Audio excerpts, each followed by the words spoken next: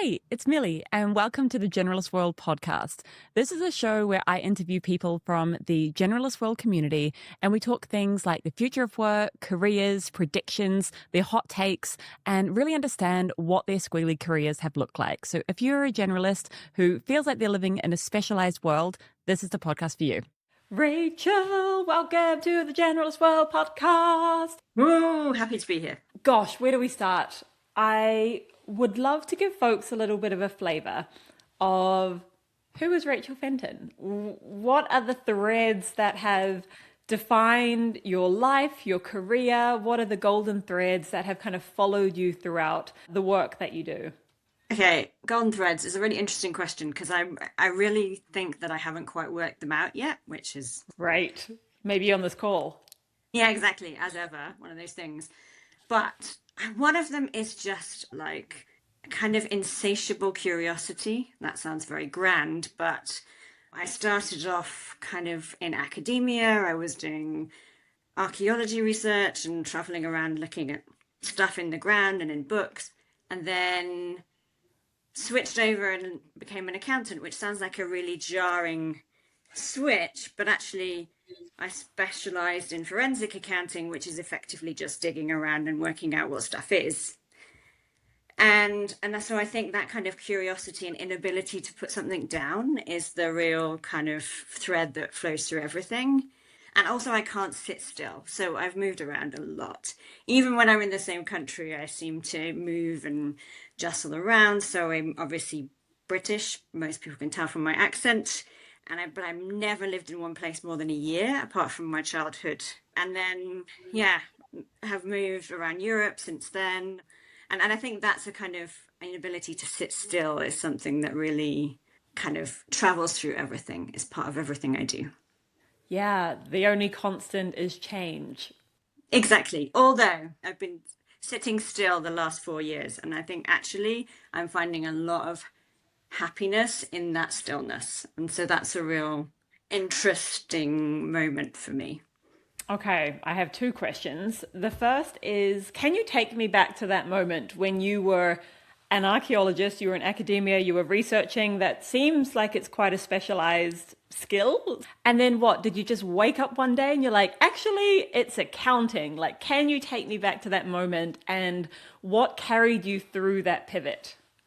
So it's never as simple, obviously, as the like pivot story goes. So I was doing a doctorate, lots of research, quite a bit of travel, and I got to the end of it and I had run out of funding.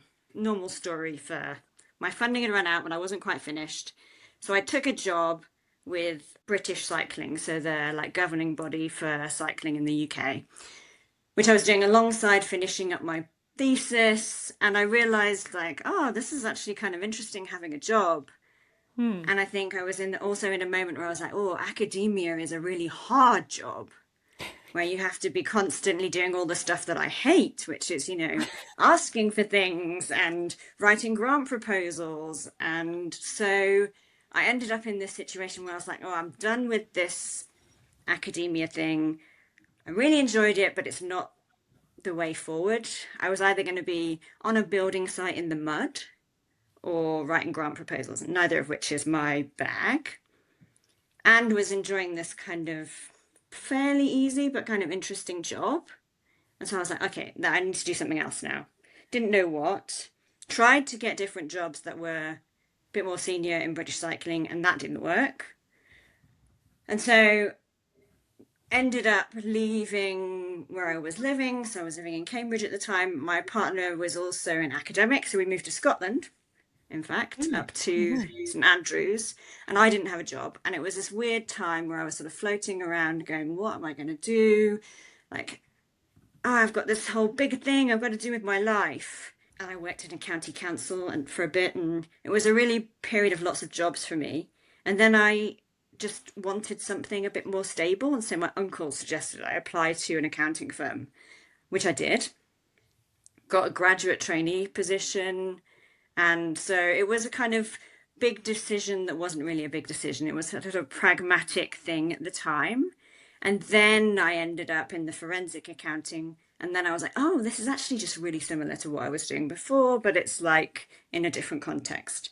So there was no moment, and I think this is probably a fairly common story. It's very easy to tell a story as a moment in time, but actually it's just lots of following paths that ends up with you doing something kind of interesting. Yes, this makes so much sense. And when you're speaking about this, there's this like this sense of don't create a job that you hate for yourself. But I wonder, I'm going to stick on this for just a second because there's also this idea of like, the sunken cost fallacy. And if you are at the point you're getting a doctorate, like you're pretty deep in this world. And I have to imagine it took quite a lot of courage to say, actually, I've changed my mind at this point. Did it feel like a courageous thing to do? Or as you said, did it feel like a pragmatic thing? It felt pragmatic. It didn't feel like a really big thing, but I will say the sunk cost fallacy, I have come across that kind of later on. So I think Mm. at the time I was still pretty young. I mean, I was kind of just about 30. I was kind of doing lots of other things, enjoying other bits of life. I wasn't like totally in academia. I wasn't buried. I was bike racing. I was traveling around. I was doing all these other things. So it wasn't like that was the core of my being, which it is for a lot of people. And I think at Hmm. that point, it didn't feel like a big didn't feel like I'd invested that much, even though I had effectively, Hmm. because I had all of these other things in my life. And I think that is actually really important. And it's one of the things that I kind of lost in the meantime. And I'm now rediscovering that you have to kind of keep hold of all these different parts of you so that you don't bury yourself in one thing. Yeah, Tyler Salhorn, also from the community, he has a podcast coming out and he talks about it as the identity stack, where you have multiple identities and they just continue to stack and it's not a rigid, like static thing. It's like your identities can keep growing. I love that in our notes you referenced David Graeber, the author of Bullshit Jobs. I wonder if you can speak a little bit to that and how that kind of book has either shaped or reflected in your experience. So he's kind of my academic crush, I would say.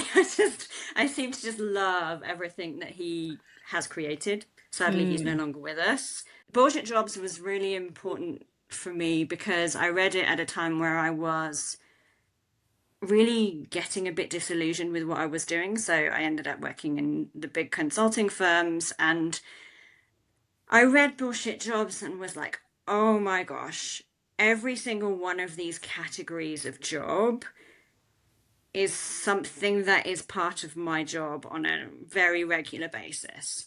And I guess there was a mentality that I had at that time where I was like, oh, everything is a bit bullshit.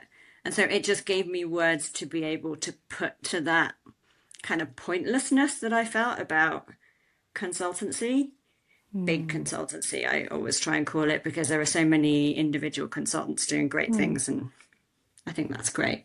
And so that's where David Graeber put, I think, words to what a lot of us feel in the corporate world around there was a pointlessness and a kind of futility to what we were doing. But actually, his corpus of work is much bigger than that. And there's a thing about bureaucracy, which again, there's a kind of madness in the bureaucracy of things we do. But the way he writes is so accessible for somebody Mm. who's an anthropologist. I mean, I've read a lot of anthropology in my research years, and some of it's completely impenetrable. But he writes in a way that we can all understand. So what happens when you have this job, you're in big consultancy? A lot of people listening to this might be in that position and might be like either coming across Bullshit Jobs for the first time, highly recommend it as a read. It is fantastic. What was that like for you? And what was the next steps you kind of took when you get this language, but you're in the position that you're in, then what? What do you do? Well, that's where the sunk costs stuff came in. So then I had been doing, I think probably it was maybe 5, 6 years ago, I started having these doubts about what I was doing. And I'd been doing the consulting thing for a decade at that point. And that was where I thought my career was going forever. I'm just going to work my way up through the ranks. I'm going to be partner. It's all going to be brilliant. And I'd moved countries with different consulting companies, and yeah, it seemed like a lifestyle that really I kind of was in. And then those doubts started to creep in. And the first thing I did was move to another consulting company. Because I was like, okay, something has to change. Right, we'll just go somewhere else. And of course, like even moving away from the big four, moving into what was a kind of upstart, and we started out so I'm in Switzerland now. We started out the Swiss practice of this another big American firm. But even with all of those changes, the fundamentals stayed in that I didn't quite feel like I was able to be myself. And in kind of molding myself in this kind of corporate thing, I'd lost all those elements of who I am, and I was those identities that you were talking about earlier, and I'd started to just work, and I didn't focus on my hobbies and all of the other things, and I was getting outside less despite living in the perfect place to be doing all of those sports and outdoor activities.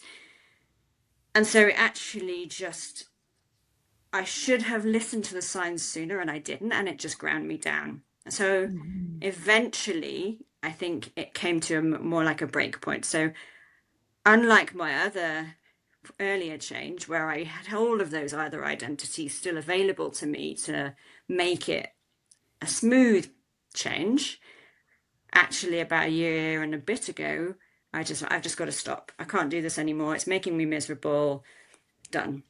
And I think that's where I realized, and I've come to realize over the last 12 months, that those other identities, those hobbies, those other parts of ourselves, you've got to keep hold of them. Otherwise, work becomes everything. And then when it's not, you're lost.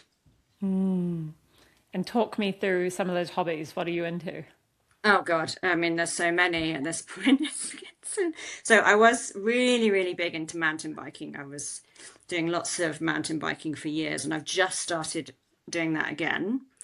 Hiking, running, anything outside, skiing. I live now in a ski resort, but also I'm a bit of I love making stuff. And I think that's something that a lot of people are rediscovering right now, potentially post COVID. So I used to always make my own clothes when I was younger, and I've learned woodworking in the last couple of years. So I'm just kind of anything I can do with my hands, make something, create something. And I often walk around craft shops and be like, oh, yeah, that's a really nice idea. How do they do that? Okay, right, I'll just go and buy the materials and make that thing at home. Because I think there's so much joy in having something that you've created. And I think if we just sit and type on computers, we lose there's a pleasure in the kind of tactility of making something with your hands that I love. It's one of my little things. Like, just take up a hobby, guys. I know you're really busy, but just find something that you can take up, knitting or whatever. And you don't have to be good at it. No, exactly. That's the point, right? In fact, maybe it's even better if you're not like, I love playing guitar and I love playing it because I'm not great at it. And I'm never going to be a rock star. And it's great. It's liberating because I'm like, great, I'm never going to be even probably like good at this, but yet I love the process. I love jamming. I love writing songs. I don't care. It's not to be good, it's just to be in that process. And I also really, really resonate with just this desire and not even desire, this need to be doing something with my hands and something physical. And like, I don't know if you saw, but in like 10 days time, I'm taking a few weeks off and I'm going to go how learn to build cob houses. So like mud houses. And it's so funny because I'm like so drawn. It's like the ultimate opposite of AI and tech and working on my laptop. And I'm just feeling a deep craving at the moment to, I'm like, I'm so fortunate to have this work that I love doing and to have the impact, etc. And I don't want to lose touch. And this is why I grow food and also spend hours every day walking outside and watching the birds and baking bread and making yogurt and all of these things that are just like not on, like this like word, it always gives me a bit of a shiver, this word like chronically online. It gives me a bit of a shiver because to me it does seem like a chronic condition, like a disease, a big problem, and it's kind of said in like a light-hearted way. But I wonder if we should really start to think of it as like a chronic condition and giving people alternatives and permission to be like, you can just go do the hobby. You can just do it. I completely agree with everything you're saying, and yeah, the whole thing about baking and like all of that. And I wish that modern life allowed people the time to do those things. I think that's the thing I'm really appreciating about having a bit of a career gap now, is that I have the time to just be able to kind of play around with things. And I'm still making my sourdough from the pandemic. But I think that a lot of people don't have the time to be able to actually do that. And I think work in some ways has forced a lifestyle on people. It certainly did on me for a while. That was really unhealthy. And you kind of have to fight the pull of the job to be able to have any kind of balance. And yeah, that's something that I resist at this point. And I feel for people that can't. Really, I feel for people that can't resist that. But there are many people that are still like slaves to the corporate world, which is sad. Yeah, and like founders, entrepreneurs, there's this whole rhetoric of like if you're not suffering, you're not doing something of value, which I just completely reject. In fact, I think it's the opposite. I'm like, oh, I'm not suffering. I'm having the time of my life, and the more fun I'm having, the more impact I'm having, the more money I'm making, the more like things are flowing easily to me. And I think we need to kind of erase and rewrite this idea that you have to be in pain for it to be worthwhile. It makes me think of the another David Graeber quote that I really appreciate. So there's one phrase I think he talks about, like you make it, and we have a bit of an obsession with making things. Like creating is the kind of be all and end all of work. But he had this phrase, I think it's like you make a cup once, but you wash it thousands of times. And I love that because it talks to that like maintenance and repair and care for things that, including human beings, that often has been a bit kind of lost in this obsession with production. Not to get too philosophical, but yeah, I think you can refocus on like we can keep things going. We don't always have to have new. We don't always have to be building a new business. You don't always have to be building the biggest business. Maybe you just create a business that pays for you and your staff. It doesn't have to grow. It doesn't have to become the next Google. It can just exist. And it did. Businesses did just exist for who they were employing and serving 100 years ago. Yeah. Yeah, it's not spoken about anywhere near enough. We live in a growth society, right? Growth is the goal. And I distinctly remember my mother-in-law, I was telling her all about GW, where we're at, how we'd grown, and where we were kind of headed for the next year. And she was like, sounds like it's the right size. And I was like, I had never considered that that might be a possibility. Like, we might be just the right size. It's great. It's not too stressful with a giant team or investors, or it's like it all works. Small team, gets paid, everyone enjoys the work they do. Is that enough? And I think there is a real freedom to asking that question. I've got everything I need. Is that enough? Can that be enough? Yeah. And I think to what you say about that kind of I guess it's the cult of the founder that has come out over the last kind of decade. And there were people founding businesses forever.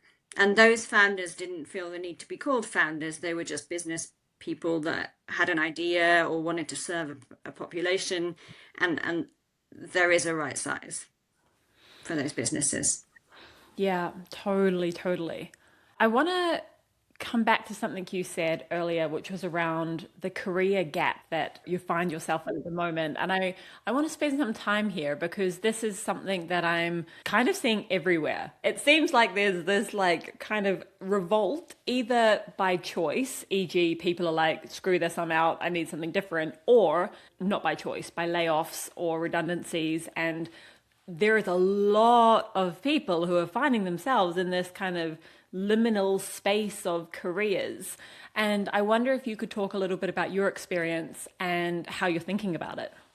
Sure. I will say that I think I probably am not the textbook case on how to deal with this. So, I mean, I ended up in this kind of, I love that liminal space phrase, half by choice, half not by choice. I just was really burned out by consulting, even though it wasn't the busiest time of my life. I think it was just actually not having enough work can be as bad as having plenty of work sometimes.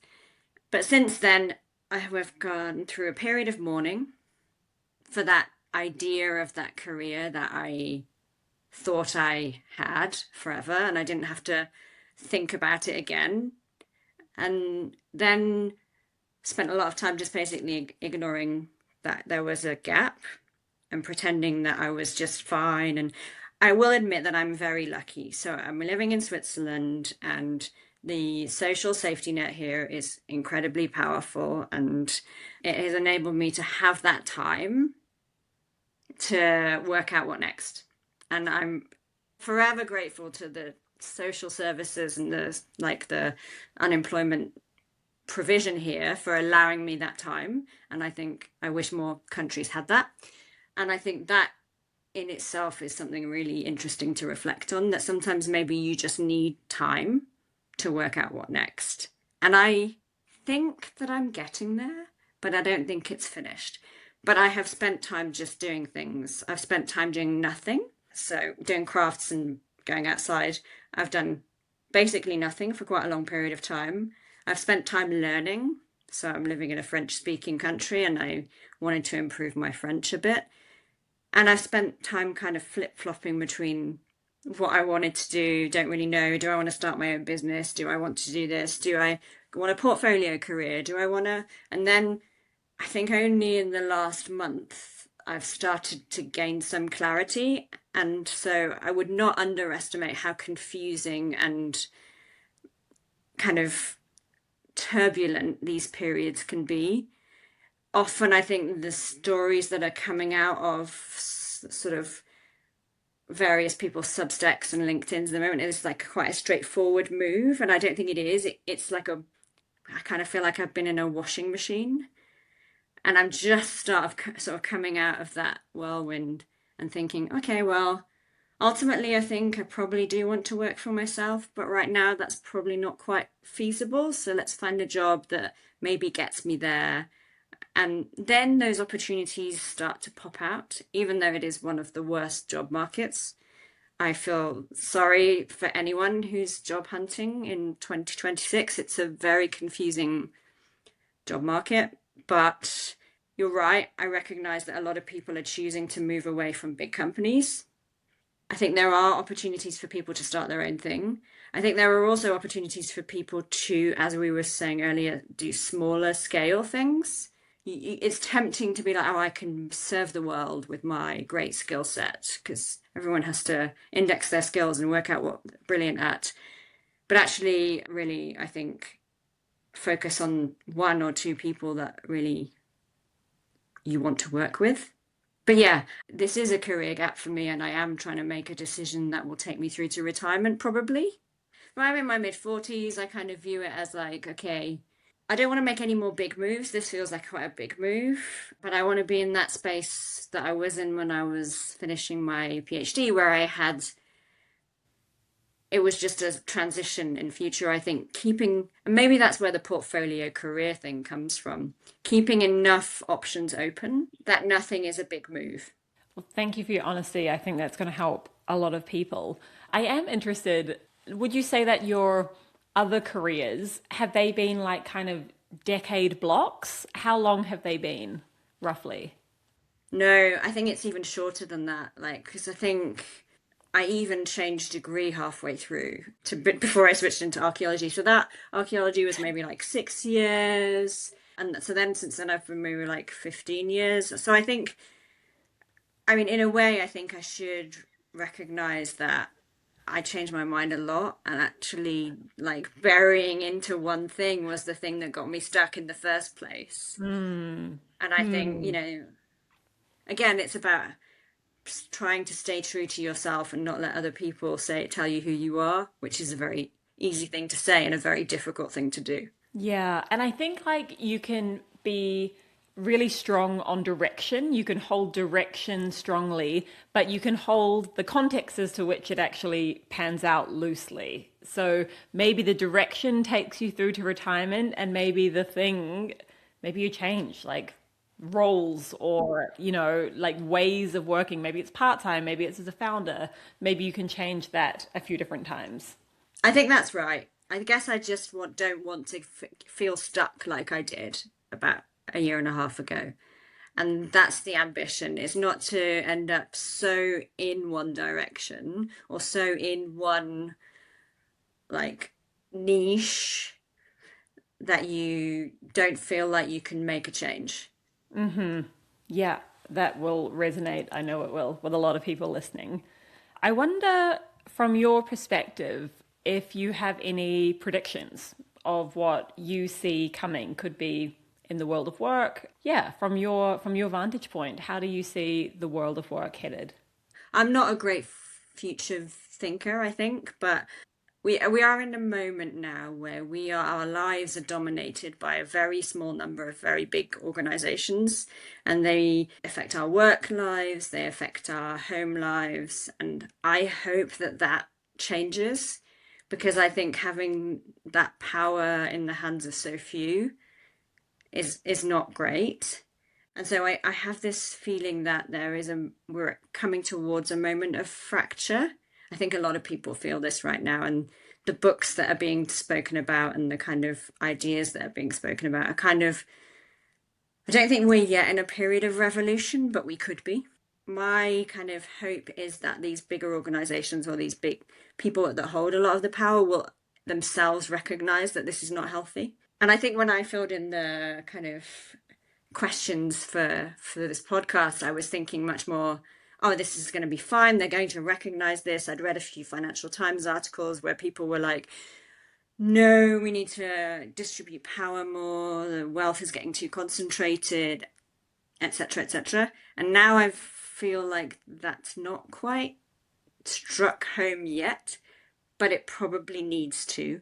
Otherwise, there may be bigger tumult coming. Yeah, what's that quote? And it's like, absolute power corrupts absolutely.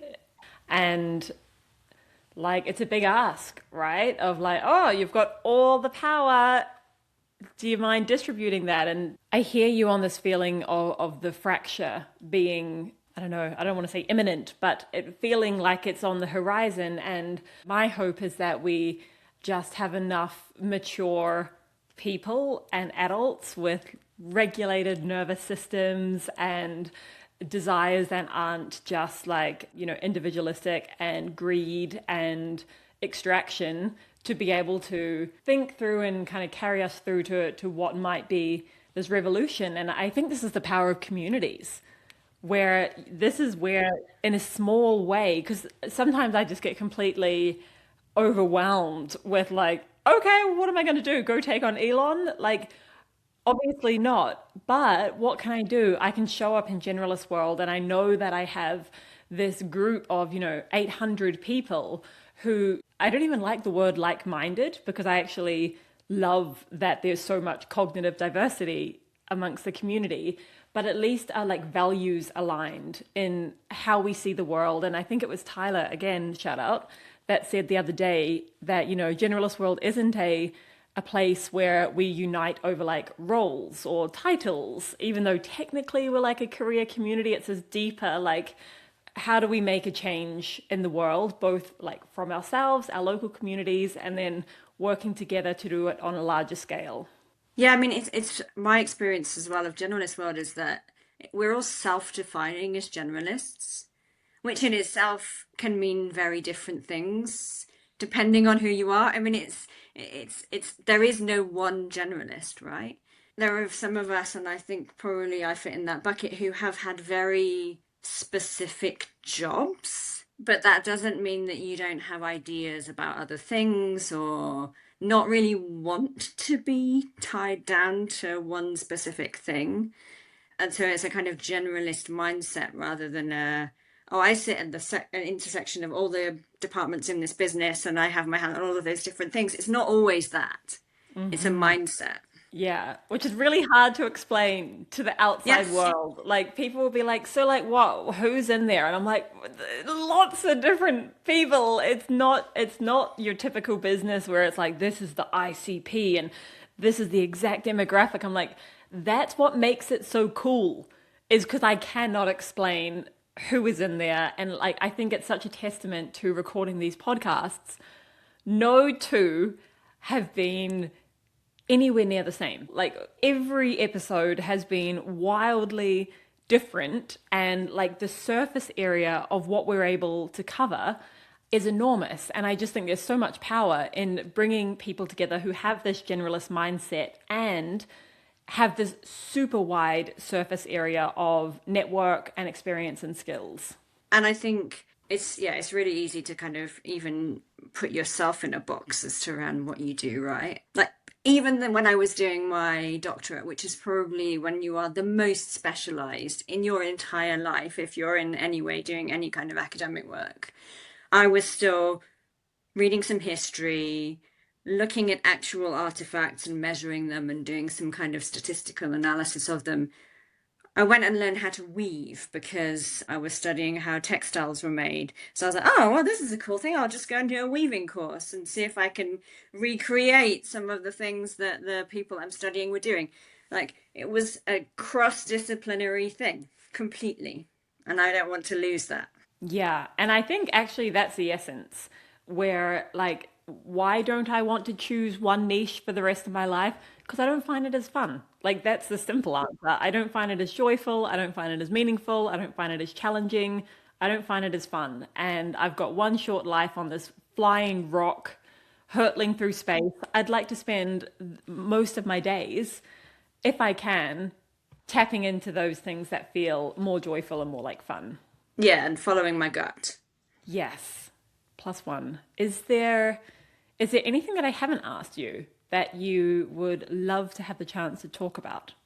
I haven't told anyone, we haven't talked about my travels in Turkey, but I mean, that's a kind of random aside, but this is the like the moments where I never get to talk about these things. But so, as part of my research, I spent a year living in Ankara, which is the capital city of Turkey, but it's a really weird thing. And I basically felt like I was living in some kind of 19th century historic drama slash spy diplomat novel for a year. I mean, it was just hilarious because I was surrounded by diplomats. The institute I worked for was sort of associated to the British Embassy, very kind of colonialist and probably not very, yeah, looked upon very well right now. But anyway, that's history. But it was just, I was really young and it was a really fun time to just be traveling and doing random stuff. And one of the things that I've been tapping into,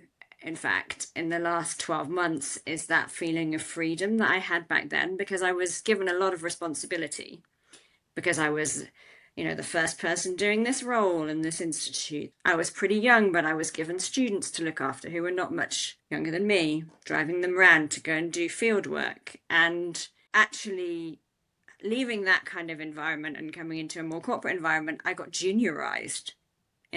So then I was given loads of responsibility, and then all of that responsibility was taken away from me, and I had to pay attention to the hierarchy, and I had to hold in those kind of moments of just being a random explorer and jumping in a truck and driving out into the dusty fields. And I mean, I love to tell it like it was some kind of great film, but it was one of the most fun experiences of my entire life, and I look back now on it very fondly. And I think I would encourage young people just go on adventures actually, because all sorts of random stuff happened. I mean, so Turkey at that time was not probably in the same place politically as it was now. It's more than 20 years ago, but it had started to become more religious, and I ended up breaking down in the most religious city in the entire country. I would say probably not quite, but wearing a tank top. So there was me with my arms on display, long blonde hair, car full of young kids, got hit by a taxi driver. And I was just like, I don't know what to do. I can't speak the language. Please, somebody help me. But you get through it. Yeah, and I totally relate to this because yeah, I was also a traveler for most of my 20s, running tours all over the world. And I had a similar somehow thing where I had someone break her back on my tour. It was my second tour ever. And it stands out to me as she was fine is the ending. She was all good. And she laughs about it kind of now. But it stands out to me as this pivotal life and career experience of just being thrown in the deep end, being like 23 in Croatia, someone's fallen off a cliff, broken their back. 30 people are looking to me, being like, what do we do? There's blood everywhere. She's unconscious. And having to be in that deep end and swim and learn how to, or paddle, or like just get to the side of the pool. So I deeply relate to the being on a wild adventure in a foreign country and having big problems happen and having to be the one that sorts it out. Yeah, and I just think tap into that. Like that's the thing I'm like, and I still keep telling myself to do is like that resilience and like you can deal with a lot. And I do think that sitting in front of a computer and typing away on our keyboards actually takes us away a little bit, or like it's a barrier between ourselves and those kind of adventures. And Yeah. Yeah, I have no regrets. Like, I definitely didn't climb the corporate ladder in my 20s. I made hardly any money. I spent it all on travel, and I wouldn't change it. I wouldn't change a thing. I would do all of that over again. So yeah, I think that's a lovely message to leave people on. Have more adventures, use your hands, keep close to your hobbies, and keep close to the things that bring you meaning. totally, you've summarized it perfectly. Amazing. This was so fun, Rachel. Thank you for coming on. Oh, you're very welcome. I've had a lot of fun talking with you as well.